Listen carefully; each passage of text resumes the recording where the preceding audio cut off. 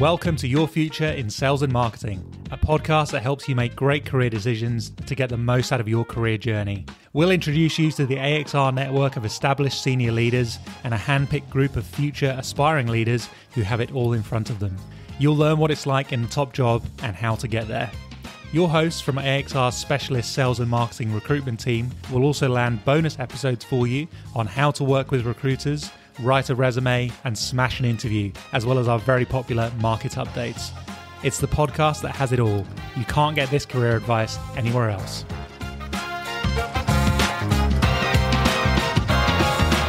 Hi, everyone. Welcome to another episode of our how-to series. And today you have myself, Kunal, as your host. With me, we have Amelia and Kunal from sales and marketing and finance teams joining together once again to talk about another important career decision, which is around how to plan your next step. Should you stay? Should you pivot? Or should you move? Now, on that point, I'd love to explore some of the different criteria that we look into when we are looking to evaluate and making these decisions. Connor, would you like to kick things off for us? Sure. Yeah, I think first of all, you need to really assess where you're at within your current environment and business and assess what it offers you in your career development, where the growth opportunities are internally there with the sort of mentors that you're around. How long have you been in the business and what you can learn from them. And with that, it's having those open conversations.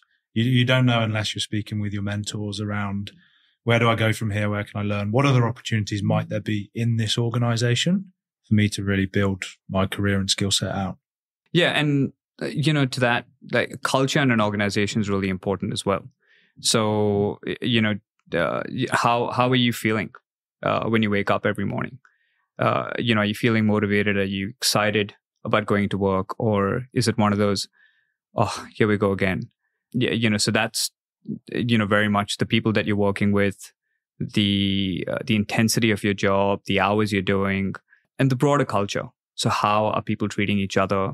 Those kind of things. Now that, you're experiencing it, but being aware of whether that's good, bad, average is quite an important factor when assessing, your state of play. Amelia, what are your thoughts on that? Yeah, and I think both of those are really important as part of it.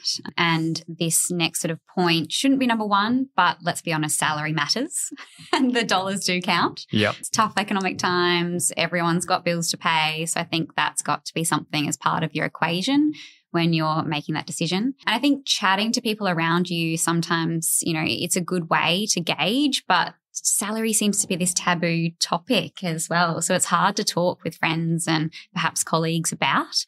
So seeking that information through salary guides and, there you go, we've got them. Yeah. So you can have a look at our website. And we benchmark across finance, accounting, sales, category marketing, and everything in between. So that's a really good resource for you to have a look at perhaps where you're sitting and if benchmark wise, you're actually on par with the rest of the market. So I think that's certainly something that should be a consideration. I think you can really link that back to speaking with and having good mentors as well. They will be, if you've got a good mentor and you've built that trust with them internally, you don't have to have that conversation around salary and what would that salary look like when I take the next move in this business. But you can get an understanding of that with one key person within the business. And that can really sort of give you a full rounded knowledge from within the business, outside the business, through our salary guides and other trusted people in your network. Yeah, definitely. I think having a really good network around you is important. Sometimes it can be hard to have those conversations, though, with people around you, but certainly recruiters have these conversations all day long. So if you're a bit unsure maybe as to who to turn to, we're more than happy to have those very transparent and honest chats with you. We know the market. We chat to people all day long about where they're sitting. So I think it's something where we'll give you a really open and candid conversation in that regard. Yeah. And, a lot of times when one is, unhappy or something's not quite working in the role organization you're in, you tend to suffer through it, and it comes... Suffer in silence a little bit, don't you? Yeah, it's true. Yeah. And it comes out in different ways. So you may, lean on a colleague or other people in your organization where you're having a whinge and you're de-stressing or unloading on them, or at home, where you're talking to your partners, friends, family, which is all fine. But also, you probably don't want to have that as your only support system, especially from a professional perspective. Doing that on a longer term, that can affect your brand and how you're perceived and viewed in an organization as well. I like the use of a coffee with somebody that you trust, because I do think if you keep that inwards, it can sort of build up, and then you could snap one way or the other within your organization. I've referred to this in the past as a sappuccino. So going for a coffee and just having those open conversations around some of the challenges you're facing. It's better to get it out, and a problem shared is a problem and a half, sort of thing. And often if you've got somebody that says, yeah, I think exactly the same, and this is how we can get around that and grow from here. Often it's not as bad as you think it actually is. And I think to your point, Kunal, sometimes it can be hard to have those people internally, like within your organization, because that kind of then starts stimulating a bit of a toxic culture. I know everyone needs to have a bit of a session where they complain, but I think if it's happening too regularly, that can really impact on a culture of a business as well. So I think that's a really good point. Having someone externally, perhaps still in the industry in some way, or connected to maybe even where you want to go, is a really great resource. So that you've got someone who is a neutral ear that can provide that advice without having, I guess, a stake in the decision.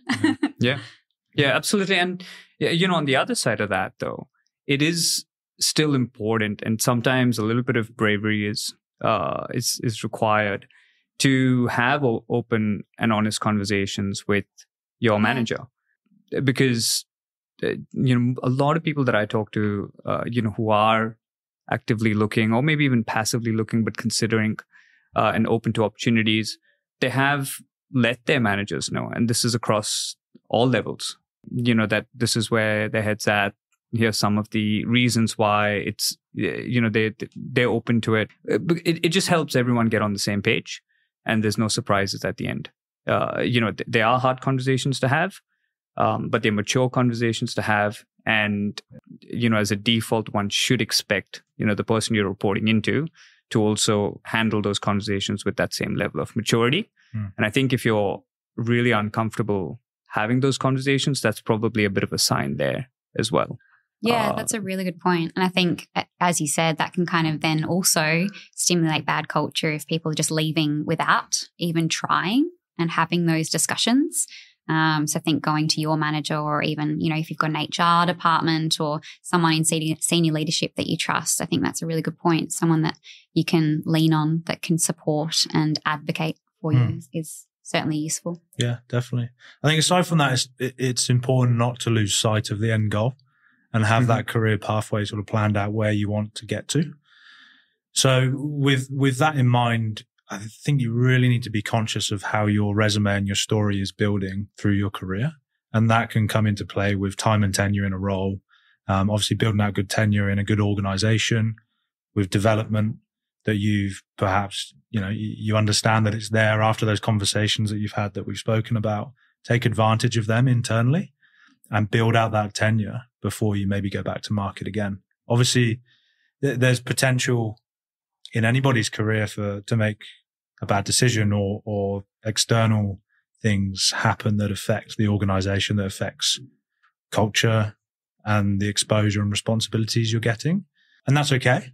And if you make a bad decision in there, and it's not going to be held against you or on your resume or anything like that, but just make sure you've got a good reason when that happens. Yeah, I think to that point, it's really important to be considered and planned in your career. We all go to the gym on a day-to-day basis, and we spend time working on ourselves outside of work. But I think actually taking stock and really on a regular basis, thinking about what that pathway looks like is super important, and perhaps isn't done enough, in my opinion. Yeah. Look, and I think just to close off, I would also comment to say there are a lot of people that are impacted, without them driving it at the moment. in the market. My one piece of advice I would give to anyone who is in that situation at the moment is to know that you're not alone and not to take it personally, and try your best not to let it affect you, yourself, your self-confidence, and your approach and how you then look at your next opportunity in the market. Front up to it as best as possible, embrace it, and get out there and find your next role.